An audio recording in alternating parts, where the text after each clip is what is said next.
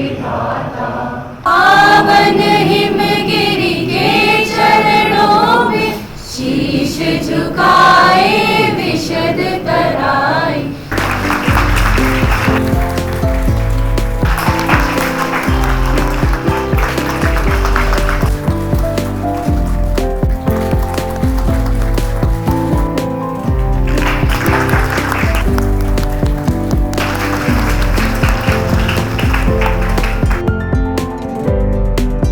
इसमें जो भी कण कण तृतीय है, मैं सबका हार्दिक स्वागत करता हूँ, अभिनंदन करता हूँ। विश्वविद्यालय में सांगठनिक रूप से यह कार्यक्रम मनाया जाता था। जब से उत्तराखंड सरकार का आया कि हम इसका सप्ताह सेलिब्रेट करेंगे, बड़ी ही सहजता और सरलता से माननीय कुलपति जी ने इस कार्यक्रम को विश्वविद्यालय का कार्यक्रम बनाया। इसके पूर्व भी 4 कार्यक्रम हो चुके हैं। सारे महाविद्यालय इसमें पार्टिसिपेट कर रहे हैं। सबका अलग अलग अपना हरेला का उत्सव है 7 दिन के इस कार्यक्रम में। तो वास्तव में जीवन में भी देखें तो जीव और वन मिलाकर जीवन हो सकता है।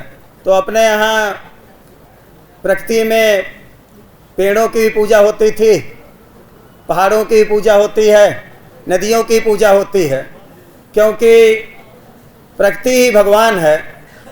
तो भगवान में भी भूमि, गगन, वायु, अग्नि और नीर, अगर इनके अक्षरों को मिलाएं तो वास्तव में भगवान हो जाता है।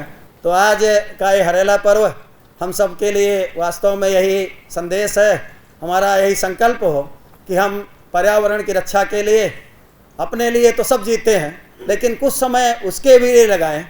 हम सबको पता है 2002 का भी जो सम्मेलन हुआ था, उस सम्मेलन में यही बात निकल कर आई कि अगले 100 वर्ष तक ये दुनिया का जो विकास है वो किस तरह से हो, यानी जिसको अंग्रेजी में हम लोग सस्टेनेबल डेवलपमेंट बोलते हैं।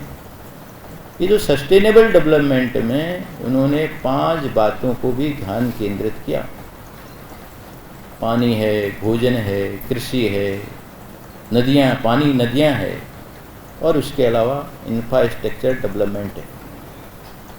तो जीवन के अंदर भविष्य में एक चुनौती आने वाली, अगले 100 वर्ष कैसे होंगे, ये संयुक्त राष्ट्र बीज में आपको बताता है। एक संपूर्ण चिंतन पर्यावरण का दुनिया में किसी एक देश के पास है, उसका नाम है ईस्ट में, उसका नाम है भारत।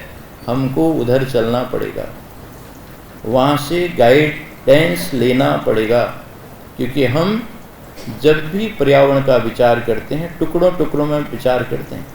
ये भारतीय जीवन दर्शन के सॉल्यूशन की तरफ अपने को बढ़ना पड़ेगा, यानी अपने को पृथ्वी के साथ, पर्यावरण के साथ, वृक्षों के साथ रिलेशन क्या है। इसलिए आपको भी देखते हैं हरेला क्या है, अपना वृक्षों का पूजन। पहले मैं अपनी ओर से, अपने विश्वविद्यालय की ओर से आप सब लोगों का हार्दिक अभिनंदन करता हूं, स्वागत करता हूं। हम करते क्या थे कि 1 हफ्ता पहले अनाज बोया और उसके बाद जो हरेला के दिन उसको काट कर पूजा की और पूरी हलवा खाए और उसके बाद में हाथ झाड़ कर अपना सो गए। तो ये त्यौहार हमारा होता था पहले, जब से डॉक्टर हरीश जी ने प्रांत प्रचारक थे, बड़े यंग एज में थे प्रांत प्रचारक। उस समय मेरे ख्याल से हम गढ़वाल यूनिवर्सिटी में होते थे। तो आपने घर घर जाकर जगह जगह पे ये कहा कि इसको बाहर लाओ, इस त्यौहार को। अब आप ये देखिए कि ये सोच है कि उत्तराखंड में इस समय 63%, 64% हमारी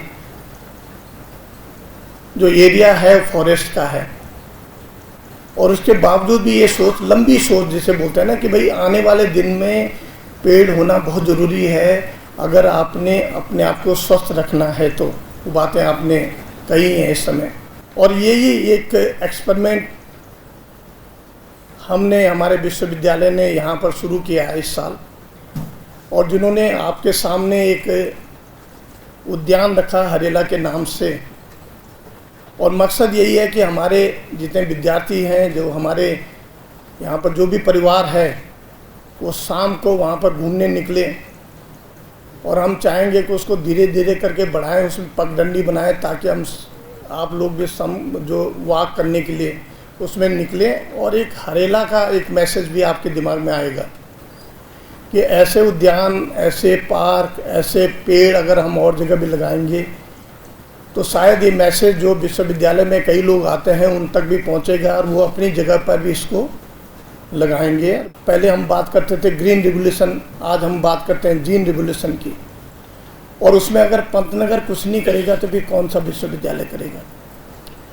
और यही बात कई बार चर्चा होती है तो डॉक्टर हरीश जी मेरे को यही बोलते हैं कि नहीं ये नहीं, अलग होना चाहिए तुम्हारा विश्वविद्यालय का, ये ऐसा नहीं चलना है। और मैं कई बार ये भी बोलता हूँ ऐसा नहीं चलना है। आप दोनों का सहयोग इसमें हमेशा है और मैं ये मानता हूँ कि अगर आप जैसे सज्जन हमसे जुड़ेंगे, बुद्धिजीवी हमसे जुड़ेंगे और हमारे वैज्ञानिक आपस में मिलजुल के काम करेंगे, हमारे विद्यार्थी अगर अच्छी रिसर्च करनी है तो जिसमें मिरेकल लाना है, जिसमें चेंज लाना है, जिसमें गेम चेंजर की तरह अगर हम लोगों को काम करना है तो हम आगे बढ़ेंगे। तो आने वाले दिन कोई दूर नहीं है कि हमारा पूरा भारतवर्ष हरेला के साथ साथ हरियाली में हमेशा रहेगा, जगह जगह पेड़ होंगे, पर्यावरण हमारा अच्छा रहेगा और हम स्वस्थ रहेंगे, सकुशल रहेंगे।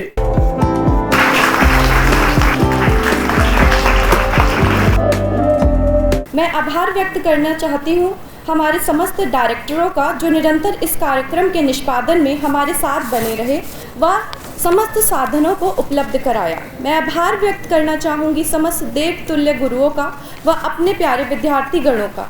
मैं साथ ही आभार व्यक्त करती हूँ हमारे मीडिया पार्टनर्स का, हमारे समस्त कर्मचारियों की टीम का जो निरंतर हमारे हर एक आयोजन में हमारे साथ कार्य करने में बने रहते हैं।